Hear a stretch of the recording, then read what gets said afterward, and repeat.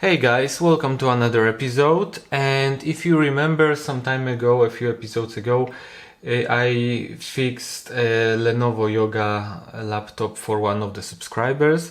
So the story is that he recommended me to his friend, and that's how I got this laptop. The laptop is Asus TUF Gaming, as you can probably tell by the biggest logo on this side. And the exact model is, let me check, that's FX516P, and there's also sub-model, so it's FX516PC-HN115w. So probably there are different sub-models with different configurations. And there's like warranty QR code or something. It says 24 months. I assume it's not under warranty anymore. I don't know that. And well, what can I say about the laptop? It's in a very good condition, like this side and the top cover. Also, it feels really solid. I mean, I have mixed feelings about Asus products, but I guess it depends on the series. So let's say VivoBooks, well, I don't have a good opinion about them, to say the least. But this one feels really solid, and it's not like the highest tier model. It is like mid-range, I would say, series, but still it's you know, it feels good. The top cover is metal, so yeah. And I mean, comparing even to like Lenovo Legion or something, it feels much better. And you know, it's quite like slim, feels slim. So yeah, it's a nice laptop. And also inside, it's also in a good condition. The screen is, you cannot see that, but the screen is really okay. You can trust me. Just need a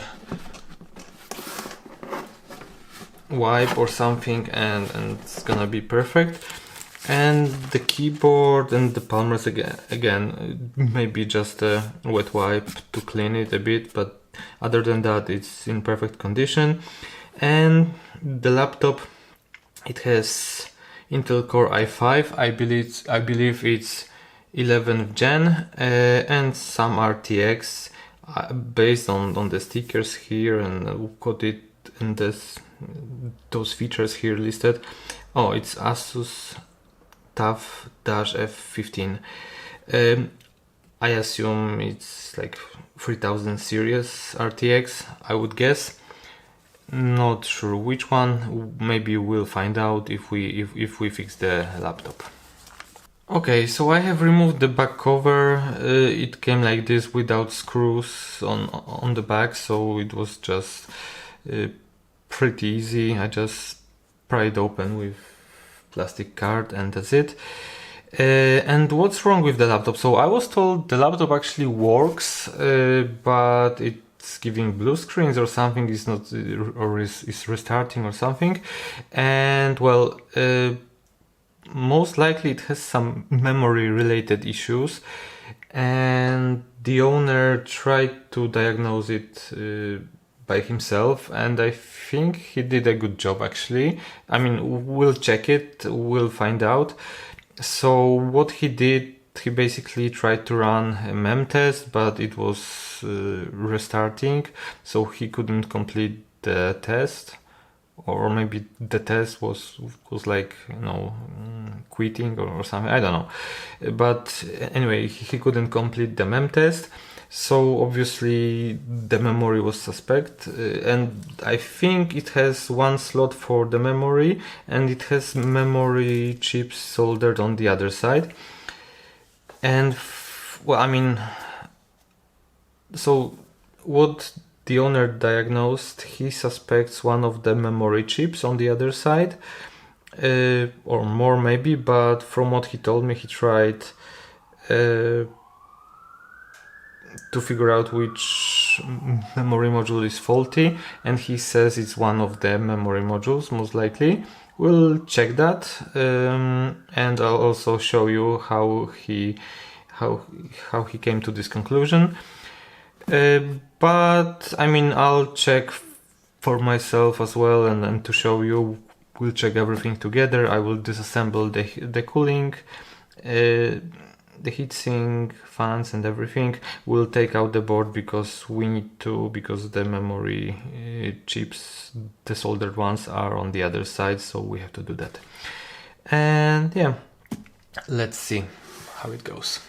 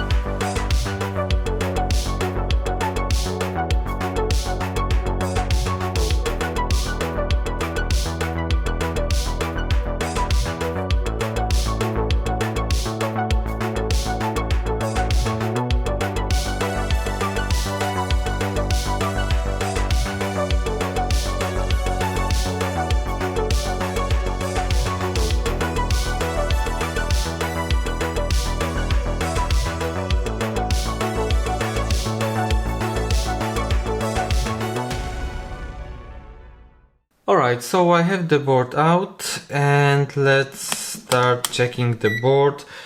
Not that I don't trust the owner, but I mean, it's always better to double check. And let's do that together, and also for you. Maybe someone will find the measurements from this board useful to fix their laptops. So let's get some ground. Let's check if we have good ground actually. Yeah, 0.3, so that's fine. Let's start with the coils as we see here. So we have one coil here, 53 kilo ohms, that's okay. This one here, 1.75 mega ohm, that's fine. This one here, 225 ohms. And since this is close to the memory slot, let's check if it's gonna go down if we install the memory module.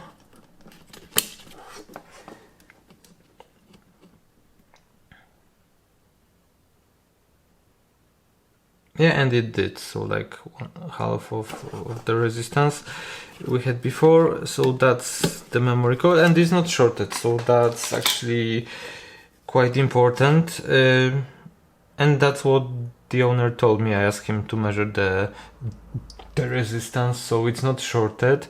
So if any module is faulty, then obviously it's not shorted or completely shorted. So this looks okay. Let's check the CPU, or maybe here, I'm sorry. Let's check first here. Hundreds of kilo ohms, that's fine. Then we have something here. Do we get the ground? Okay. In kilo ohms, here.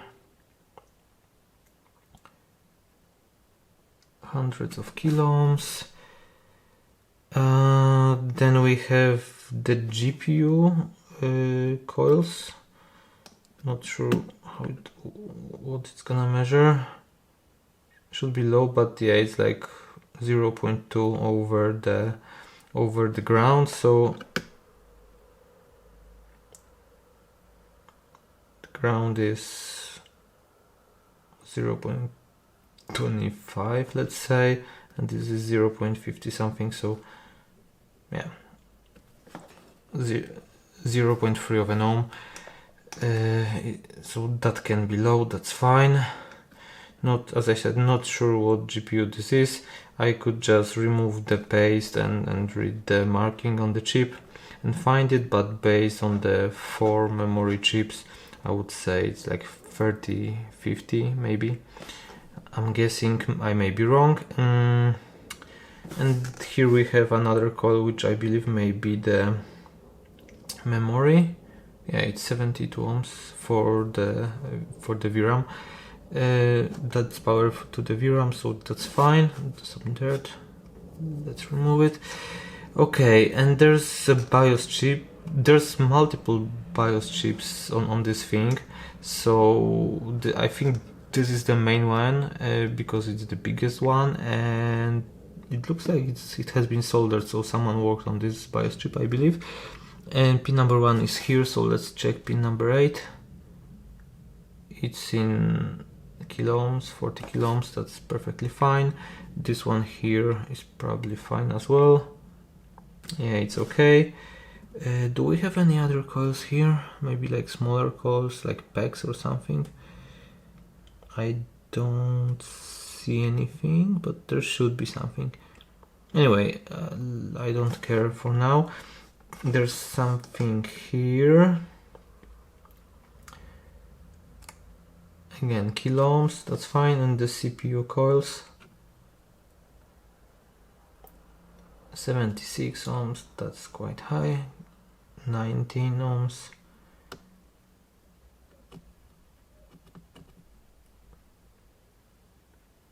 19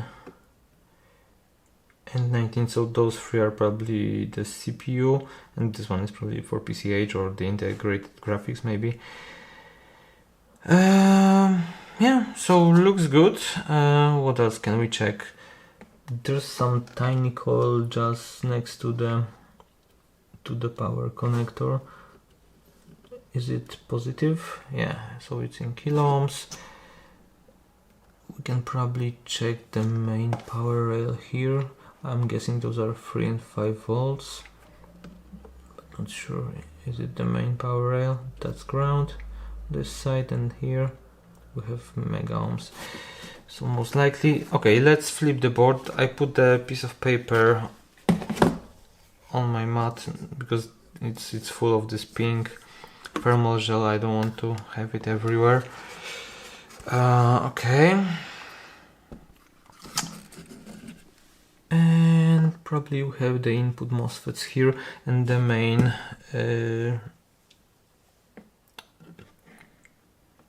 current sensing resistor on the main power rail. Yeah, so let's check it. Do we have a good connection? Oh, we don't have a good connection. Let's use here. No, okay, cannot do here. Here maybe. No. Here. Okay, so we have ground.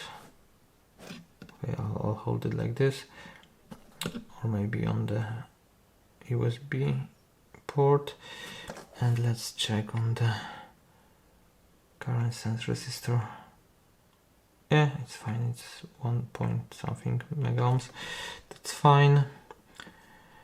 Yeah, I mean, it looks like it's okay. I mean, obviously, you know, I was told it works, seems like it.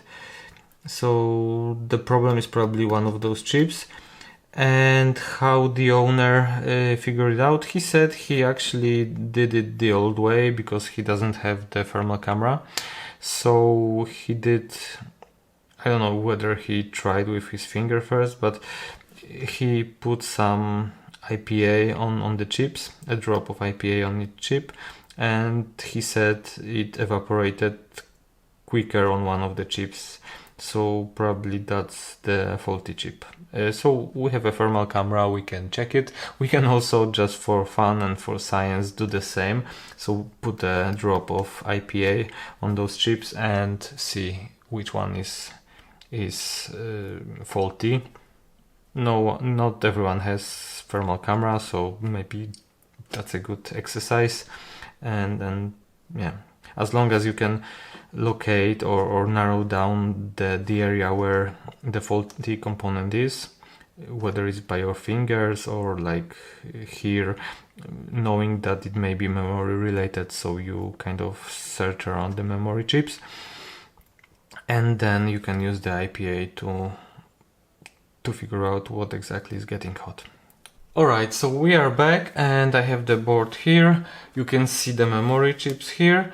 And I also put the heatsink back on because if we power it on, you know, I don't want the CPU or GPU to overheat. I have also connected, I removed it from the chassis, from the palm rest.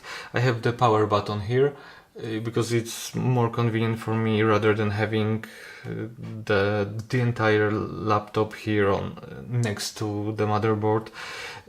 I don't have that much space on the desk, so I'll just press the power button to power it on, unless it starts by itself. I don't know that. We also have a power supply here. I'll connect in a moment, and it's not original one. It's 180 watt Movano power supply, quite a huge one. It's like size of my palm, so quite a hefty PSU. And what else we have? We have a brush, and we have a little bit of IPA here. So I'll put a drop of IPA on each chip to make it wet. We'll put a little bit IPA on each of the chips. A little bit more, like so. And let's connect the power supply. If needed, we'll power it on with the power button, and let's see if the laptop starts and if any of the chips, oh, they actually dry out quicker than I expected, so let me put more. We have a LED blinking, not sure if you can see it. No, it's behind the camera, outside the camera view. Okay, anyway, let's start. I'm pressing the power button now and observe the memory chips. Okay, it's starting, I think. Is anyone getting dry faster than the others?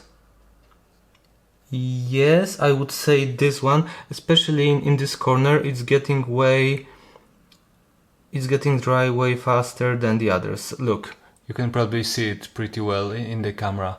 The other three are still wet, and this one is getting dry. So actually I think the owner may have done the job and good diagnosis by himself. My role is just to replace this memory chip, most likely. The other one is also getting dry, but it's probably because of the heat from this one. Okay, I'm switching it off.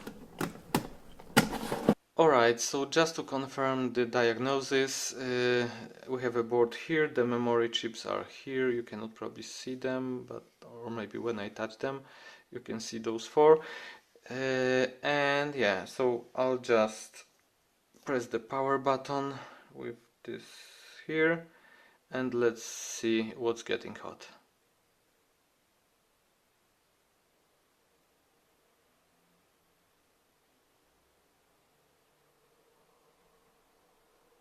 I think it's starting, but so far the memory chips are getting warm quite evenly, which is surprising because one was obviously getting hotter quicker. Maybe it's restarting? I don't know, to be honest. Looks like the CPU is getting warm. And seems like it's working. Heatsinks are getting hot as well, but the memory chips are not getting warm at all. That's surprising. As you could see, the experiment with IPA kind of confirmed which chip is faulty, but then just to be sure and just to check with better methods, I would say, I checked with the thermal camera, and to me all those chips seem to heat up the same way and at the same time, so I wouldn't say this one is hotter than the others. And to me it evaporated quicker because it was closer to the GPU, and the GPU phases which are getting quite warm, so the PCB was actually getting warm on that side, and that's probably why it evaporated quicker. So to me there's no conclusion which chip is faulty, and we still don't know that. I tried the laptop. I assembled it again because interestingly enough, I couldn't just power on the board itself. It was like starting, but I didn't get a picture. So I had to assemble everything in order for it to work. That's strange. For a moment I even thought I broke it, so that would be unfortunate. But I assembled the laptop again. By the way, I haven't tried it before disassembling, so I just went straight to the memory because that's what the owner told me, and I haven't checked if the laptop arrived to me working. But luckily, I assembled it and it's working fine. So now what we're gonna do? There's another idea. So as I said, there's no conclusion as to which RAM is faulty.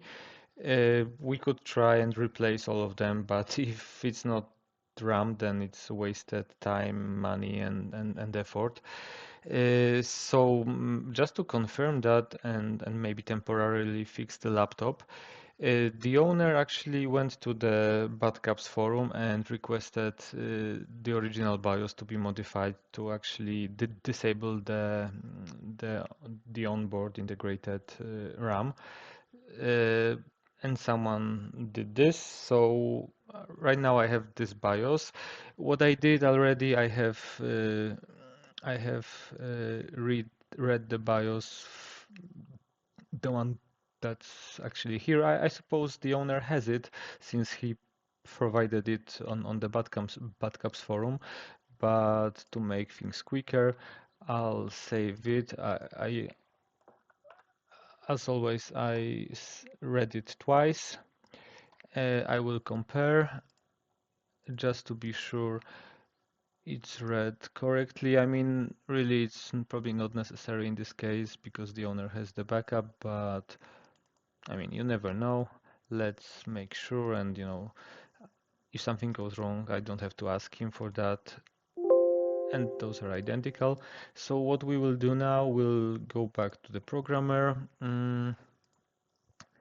Open the BIOS from Badcaps forum and flash it.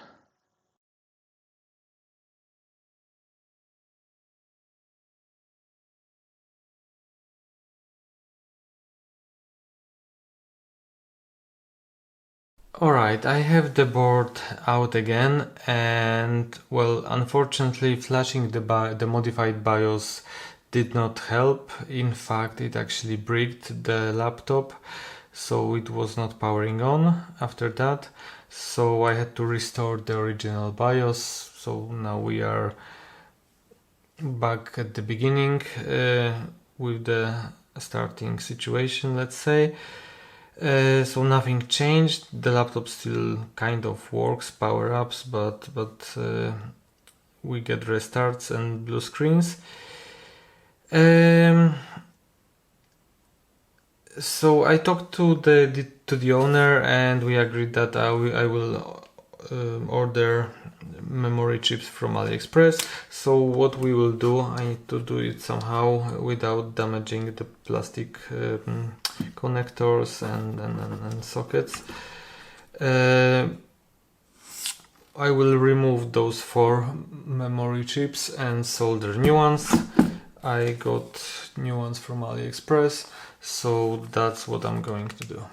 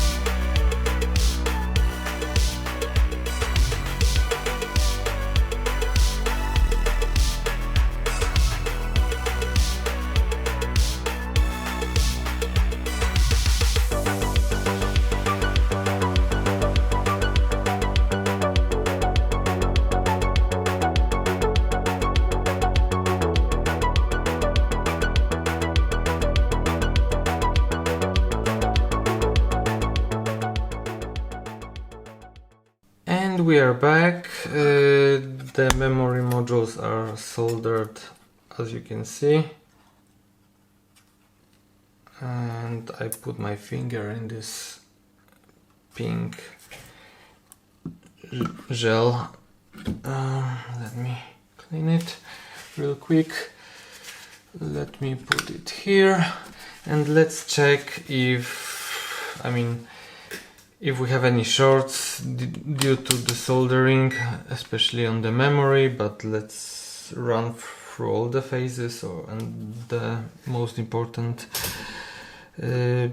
power rails. So let's start with checking the ground.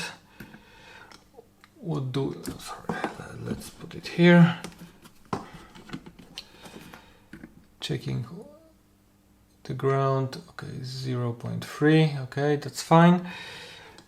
And going down, let's check the memory phase.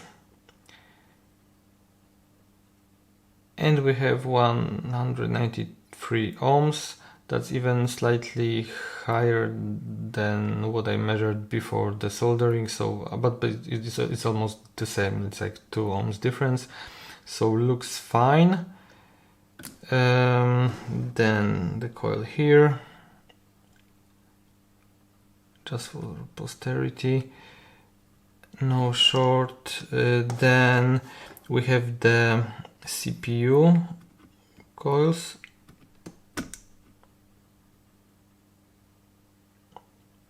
ohms, 17. This one should measure the same as well. 17. This one should measure higher. This is something else. 70 ohms. Then we have this one. Kilo ohms here. 65. That's probably VRAM for the GPU. That's fine. The GPU itself, it's gonna be low, but is it any higher than ground? Yes, it is. 0.25, 0.2. Anyway, looks good. So all the GPU coils are okay. Then we have something here, kilo ohms, and here kilo ohms. Pin number 8 of the BIOS chip, the main BIOS chip, kilo ohms, and pin number 8 of the GPU BIOS chip, also kilo ohms. So as it is now, I think it's safe to, assemble the laptop and see if it works now. And I'm happy to report that the laptop works perfectly fine. After soldering the RAM chips, it powered on fine. So then I did a better test. So I installed the original SSD and wanted to boot to Windows, and it started, but while loading Windows I got a blue screen again, exactly the same as before. Well, not exactly the same, because I think the error code was actually different. So what I did, I tried my SSD, installed Windows on it, and it worked perfectly fine. So no blue screens during the Windows installation. And then Windows worked as well perfectly fine. So after that, just to make sure and figure out whether it's the hard drive or something else, I installed the original drive again, and the owner let me reinstall Windows on it and format the drive. And after doing that, the problem was gone, and it's actually working on the original SSD, working perfectly fine. As I said, I tested it at home, very well, so I'm not gonna bother you with that, but you can believe me, it works perfectly fine. So you may be asking yourself, maybe it was a SSD issue or Windows issue actually from the beginning. Well, I don't think so, because before replacing the memory chips, I used my SSD as well and had the issues the same issues, so blue screens. But actually, about the blue screens, you need to look at the error description at the bottom of the blue screen. And when I tried now, after resoldering the memory chips, it was saying something about like booting problems. So like it kind of, you know, pointed me to this direction that it may be actually an SSD or Windows issue.